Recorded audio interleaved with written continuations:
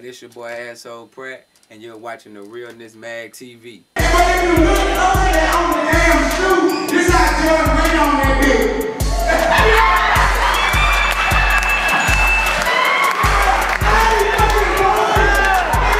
Pratt is the motherfucking man. I try to be. Man, just introduce yourself to the people, man. Who is Asshole Pratt? Man, he's just that cool, laid-back dude, man, who just like to have fun and crack jokes, man, like any other person, man. I just like to see people laugh, man. That motivates me to keep going. Okay, man. How'd you get into comedy? I mean, I always been a jokester. You know, I thought about, doing stand-up. Then, I got a little stage fright. So, then my partner, a good friend of mine, had introduced me to this lady named Dorian, right? And she was putting together this little comedy show, and she needed some comedians. So, it being my first time, I just wanted to try and get my feet wet. So, so I ended up doing the first show, which was at the 701 Kings, very first show in January. January 29th to be exact. Okay. Very first show. I went out there, was a little nervous at first, but in my mind, I'm like, hey, I'm already here, so it's got to be done. So I went out there and, I did my thing, and it just motivated me to keep going. I feel like, hey, I know I can do this, and this is what I'm going to do. Okay, man. Now you say you only been doing comedy for about 2 years now? Yeah, about 2 years. But you know what, in those 2 years, man, you certainly made a name for yourself because, the name, Pratt, Asshole Pratt has been circulating all across the area. Right. So, coming up, who were your influences as far as comedy? What were some of the comedians you looked up to? Man, I have to say, man, off the top, my #1 is Eddie Griffin. Okay. Wow, man, Eddie Griffin. Yeah, I like Eddie Griffin, man, because, he speak the truth with his comedy, and he don't give a damn what he say. He gonna say what he mean. And my other one is Martin Lawrence, because I got that crazy side. Like Martin Lawrence, my energy, when I'm on the stage, it's just explosive, you know what I mean? So I pretty much got to give it to Eddie Griffin and Martin Lawrence, man. I like Mike Epps, I like his style because, we similar from the same style, because we both out the hood, Right. And I got that little hood style too. So, them my main three right there. Okay, now how old were you when you started, getting familiar with comedy to the point you could understand the jokes and you was laughing at the shit? I mean, I'm a big movie fan, but I'm a big comedy fan, so I've been watching comedy my whole life, for me to understand that I must have been like, probably in my teens, I had to been like 15s when I really just, tuned in to comedy. Okay. And I like the feel, and I like all the TV shows and Martin and all that, A lot of that just helped my, helped my character a lot now. Right. Man, it's a shame shows like Comic View aren't around no more, man. Man, who you Now, that used to be my show, bro. Man, I can watch that all day. Like, Comic View, I can watch that all day, man. I actually, sometime before my shows, I watch, a little Comic View just to get some stage presence, what I'm saying? So I can be able to deliver my jokes a little better, when I'm on that stage. So, I'm always practicing and I'm always, watching comedy, and studying, even on when I'm doing it and when I'm not doing it. I'm constantly tuned in. Okay. Now, what makes a good comedian? Oh man, what makes a good comedian, man? You got to have great delivery with your jokes. You got to have great stage presence. You got to be consistent with your jokes. You got to hit them back to back to back. I don't care if they still laughing. Keep hitting them so they can keep laughing. And it's mostly about consistency, man. That's what makes a good comedian. Okay, bro. Now let me ask you this question because Mike Epps was on Sway in the Morning not too long ago, and Mike Epps and Kevin Hart had a little bit of friction going on not too long ago. They had a big spat on Twitter. They was going back and forth. But when Sway sat Mike Epps down, Mike Epps was alluding to how Kevin Hart he has a team of writers to come up with his jokes, and he was saying something along the lines of, true comedians, we come up with our own jokes, man. Right. So, if you got somebody writing for you, man, you don't deserve as much credit as the rest of us. Right. Now, what's your thoughts on that? I mean, me, as far as, like I write my own material, it's people always say, man, I got jokes that I need, that I write for you. And I'd be like, that's all good and all, but I wouldn't feel comfortable saying a joke that somebody else wrote, that's not my own. I feel comfortable when it's my own, that I know I thought about it, So, that do make a good comedian, a true comedian, and when you can come up with your own stuff and deliver your own jokes. Because, I mean, I write topics. I don't just write whole jokes. Like, I got whole jokes, but I mostly use topics because, with topics, you can write 1,000,000 topics. And you can, like, when you do that topic, you'll know exactly what you're going to say in your set, because when you wrote the topic, you had the whole joke. But you ain't going to write the whole joke. You're just going to write the topic, and you know where you're going to pick off where you left off it. Right. You know, so that's how I do mine. You know, I just write topics, and I got jokes, and I freestyle a little bit on the stage, so I won't have to use everything that I got. You know, I don't give them everything, but I will give them everything. Okay. You know, so that's how I do mine. You know, Kevin Hart, you know, he's stupid funny. I love him, you know what I'm Straight saying? up. He's ridiculous funny, but, you know, if he got somebody to write for him, that's him. You know, that's his business, you know. But me, I'm going to write my own, and I'm going to do everything my own, because at the end of the day, I want all the credit. Got you, bro. Got you. Now, what about the cardinal rule that a comedian shouldn't borrow another comedian's joke? You already want. I mean, some people say steal. I want to say borrow. You know, because you know, that, to me, I'm not part of the comedy culture. Right. But from what I hear on the outside looking in, within the culture, the worst thing you can do is take another man's joke. Right. And flip it like it's your own, man. Now, explain that one to me. Has there ever been a time where have you ever encountered that? First of all, I mean, I've witnessed.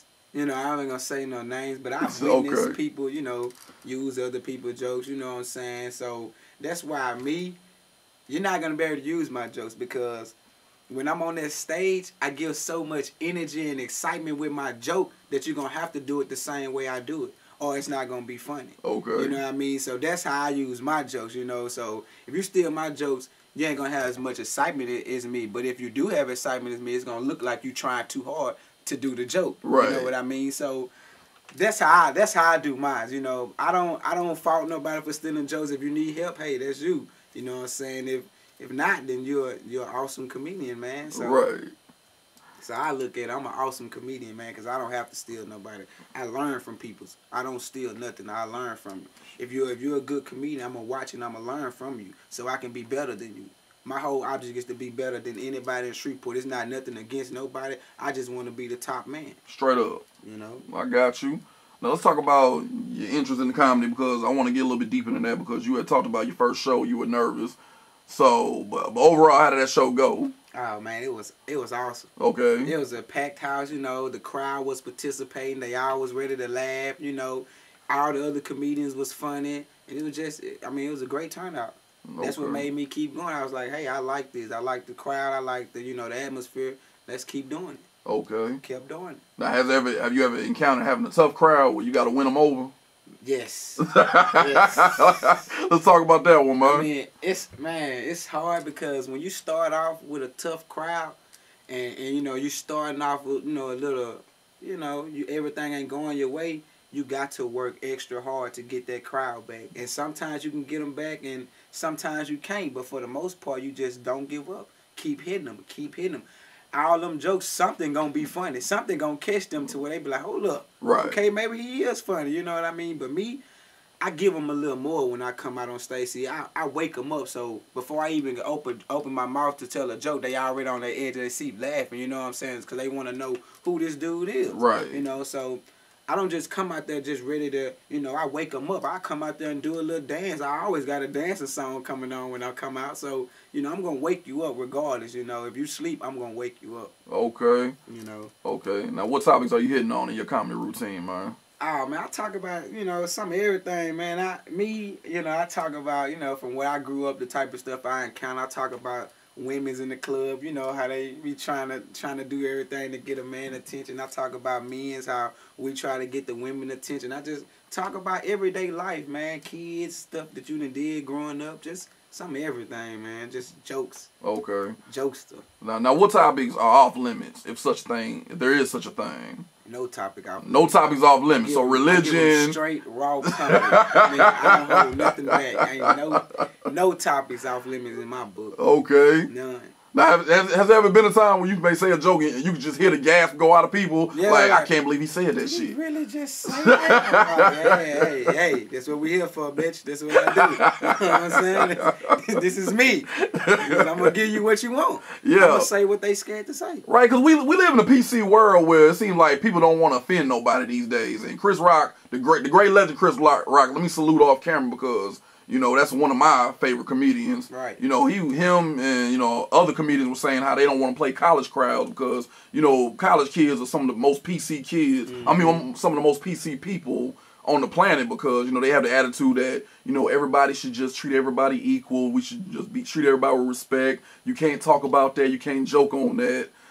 So, go ahead, man. Well, you know, me, I based my comedy, you know, off the crowd energy anyway. You know what I'm saying? If they own that type of stuff, I'm gonna go out there and talk about that type of stuff. Okay. Because they're gonna be like, wait, isn't it what we just said? I don't give a damn. You know what I'm saying? I'm gonna say it. It needs to be heard. You know what I mean? So it's whatever, man. I mean, this is comedy. We're free to do whatever we want, man. We can talk about whatever. Okay. You know, if you don't like it, you just don't like it, man. But at the end, you gonna hear it.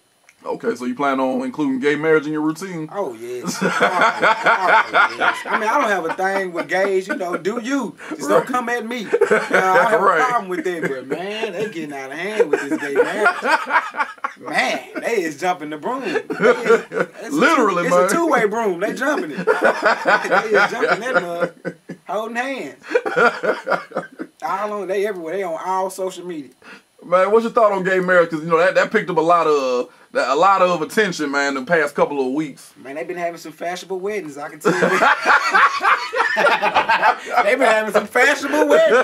Them goddamn gays can throw some shit together. I seen the goddamn wedding. This here was ridiculous. Man had a tutu on, man. I was like...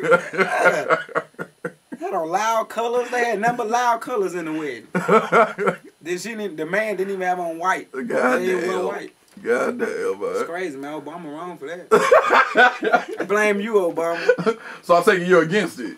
I mean, I really don't care. Right. You know, me neither. That's the way I feel. It don't have nothing to do with me, man. In the world today, man, you just gotta live for you, man. Cause, man, I don't really care what's going on in the outside world, man. Because regardless of what we got something to say about it, it's still gonna get done. You know, so you wasting your time, really. You know, let them people enjoy them, man. That's their life. Let them live their life. I'm gonna live my life. Straight up. I just ain't gonna be in no gay marriage. Ain't mine. My brother was gay, you know, in a gay marriage, you know. And I ain't have no choice, you know. Right. I wouldn't condone it, you know, but that's family. Whoa, you said your brother was in the gay marriage? If he was. I was just my brother's not gay. He's a man. He's a man. Straight up. Because I know I share my little opinions on Facebook, man, and people, because I wasn't against it, people wanted to jump on me and say, oh, so you must be for it. You must be for it. It's like this, man. I'm not for the shit, but at the same time, I'm not finna jump on nobody's lifestyle if it ain't got shit to do with me, you dig? Exactly. That's the type of person I am, man. If it don't concern me, I ain't got nothing to do with it. Right. You know, let them people live their life. And another thing, with all the shit that's going on, we worried about two adults doing what the fuck they want to do in the privacy of their home or their life. Exactly, man. We got, you know, cops killing blacks. Straight up. We got people riding around with rebel flags. Yes, man. sir. We got, you know, the world, man, it's coming back, man. Y'all just gotta wake up, man. It's time to wake up. It's time to wake up. Now, what you think about the Confederate flag? Because, you know, right over here in town, at the Walmart, they had a group of people with the Confederate flags out, and they made a big hoopla about that. So, what you think about that, man, with the people that's riding around now? I mean, to be honest, man, that really just came out of nowhere. Like what's their purpose of doing that? They trying to, you know, make some racial slurs? I mean, I don't really know what's going on, you know, but I'm not really too concerned about that if it don't, you know, concern me. If I don't see nobody, you know, disrespecting me with the flag, then hey, man, riding on down the street with your flag on your car. Right. I don't care nothing about that. Just don't, you know, just don't disrespect me and mine. Right, straight up. So you free to do whatever you want.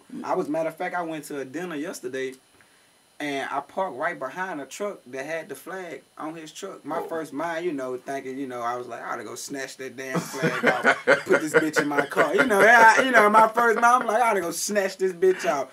But you know, we gonna do what they want us to do. They want us to act stupid, so we got to be bigger than that. You know, it's bigger than that. It's time to change, man. Fuck all that. Well, I feel you. These are definitely serious times we living in, yeah, kid. Man. You know, we losing people's every day, man. We ain't got time for that. I feel you. So you know, this is the time we need comedians more now than ever. Yeah. You know, it got to be heard. You know, we got to let them know, man. We got these little young kids around here killing everything they want, man. It's big. It's bigger than that, man. It's time to wake up, man. Comedians and race jokes, man. You know, let's go. Oh man, I got some racist jokes. I don't give a damn. I talk about them white people. I talk about black people. I talk about Mexicans, Arabs. I don't give a damn. I'm gonna talk about you. Now, what about the argument that if a white comedian was to say that, it'd be all hell, but black comedians can get away with it? Oh man, they see. Black people, we just so big on the race thing because of the slavery, and we don't give white people a chance. You know what I'm saying? Right. I don't give a damn. You say what you want to say. I'm gonna say what I want to say, man. It's just the color of our skin, but we can still say the same goddamn thing. Straight up. You can say stuff about black people just like black people say stuff about white people, man. It's funny, man. It's jokes, man. It's comedy. Right. You know, have fun. I feel you. Because, you know, remember way back in the day, like I say, about 2007, remember Michael Richards and the nigger thing? Yeah. You know what I'm saying? The N-word on stage, man. Man, to me, man, we say nigga more than white people. Man, we say hey, that's true though. Hey, we say nigga when we ain't even trying to. Hey, that's true. Hey. You know, white people, they got their certain respect. You know what I'm saying? They don't say it around us. They'll say it all day when they with their buddies. I believe Goddamn that. Nigger, I tell you. I believe that. Nigga, you crazy. Get around a black person like, I ain't gonna say it. No, I'm not saying it. So Tyrone can kick my ass. I don't give a fuck. I had some white friends. You can free to say nigga around me. Okay. Just don't say it with that angry face. You know what I mean? Like, nigger. You can say, hey, nigger all day. Don't you make that mad face. I feel you. The views and opinions expressed by Asshole Pratt, those of Asshole Pratt, and not necessarily the one to talk. Nah, but for real though, man. Let's talk about nigga, because it seems like the word that never wants to die. Every damn year they bring that word up, man. We always gotta have a fucking seminar about nigga every fucking year, bro. What's your thoughts on nigga, brother? Man, nigga ain't gonna die. Okay. That bitch ain't gonna never die. We teaching it to the generation now. Straight up. For real. So it's gonna live forever and ever and ever. Right. Nigga. Right. Nigga. That's the black way. Nigga. The white way. Nigger. You know, it ain't gonna die, man. We got everybody, even Mexicans saying that Straight up. Straight Mexicans up. saying nigga please. You know what I'm saying? It ain't gonna never die, man. I don't even think it's just towards blacks no more. Right. Now you can call a white person a nigga. Nigga, you better shut the fuck up. Right. You know, that's a general word now. It really is. It really is. I don't even look at it for blacks no more. It's in general. It for really everybody. is.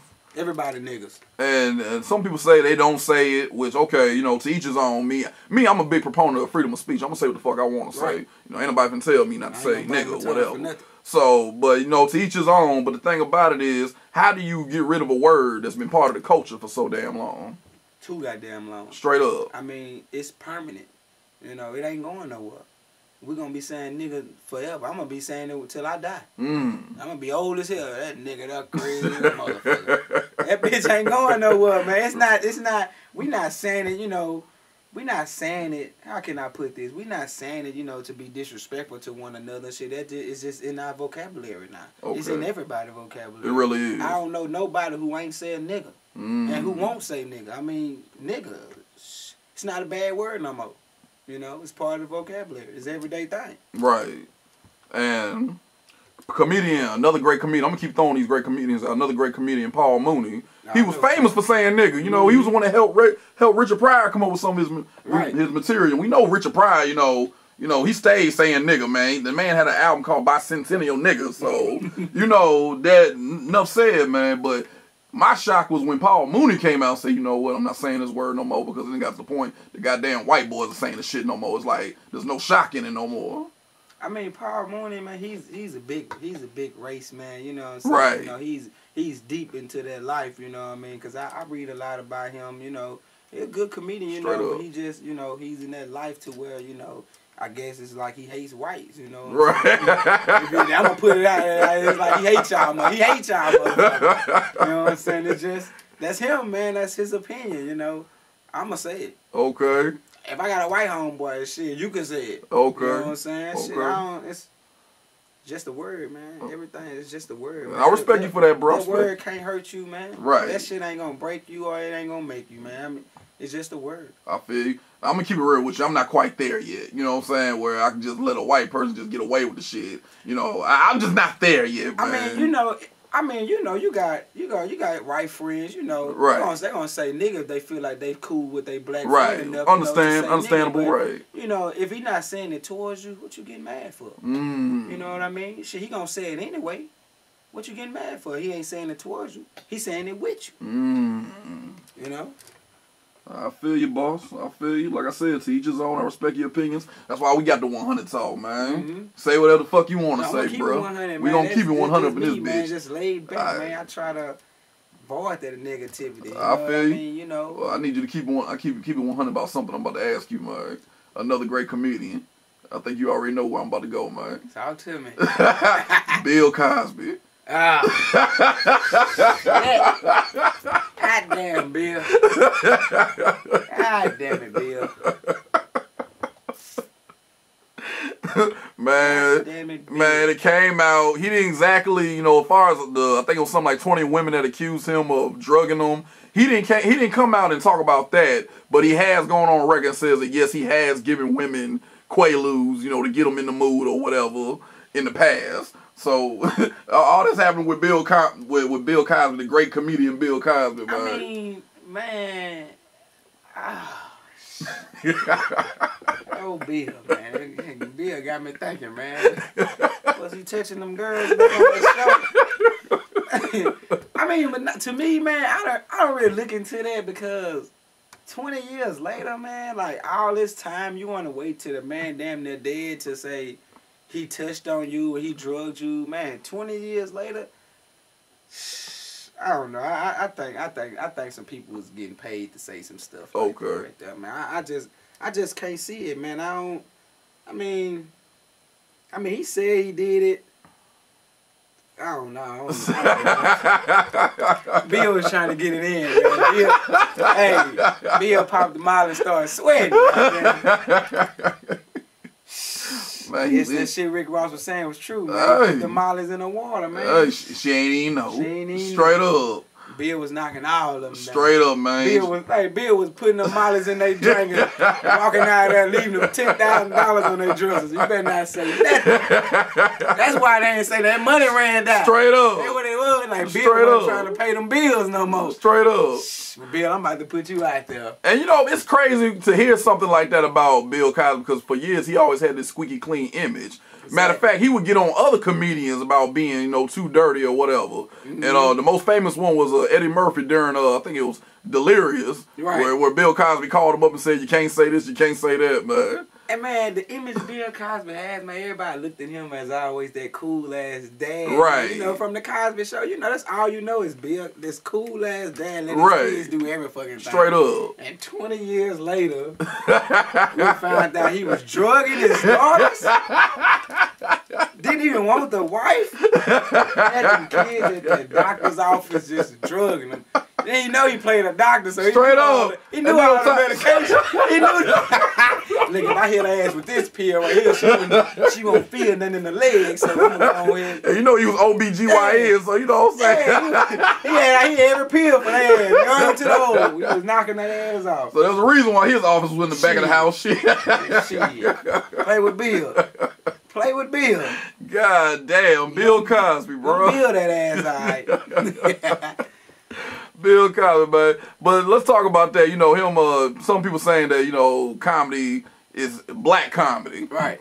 You know, I read an article there not too long ago in Source Magazine where they were saying that they were asking, is there a death of black comedy? Because they feel that there's not as many comedians pushing the envelope, you know, changing the game up. As you know, we mentioned the great Richard Pryor, Bill Cosby, you know, Bernie Mac, you know, these were people that were bringing something new to the table. And the article was pretty much saying that, you know, nowadays, you know, it's the same routine. You know, it's sex, it's cursing, there's nothing elevating the game of comedy these days. You know, how do you respond?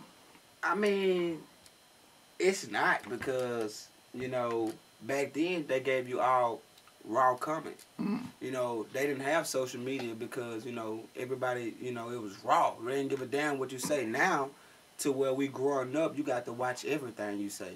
So the comedy ain't gonna be as good as it was coming up, you know, because everybody can relate to that type of comedy because of everything was real back then. Okay. everything ain't real now. You know, it's like a lot of fake shit now. You know, that was real shit back then. That was real comedy.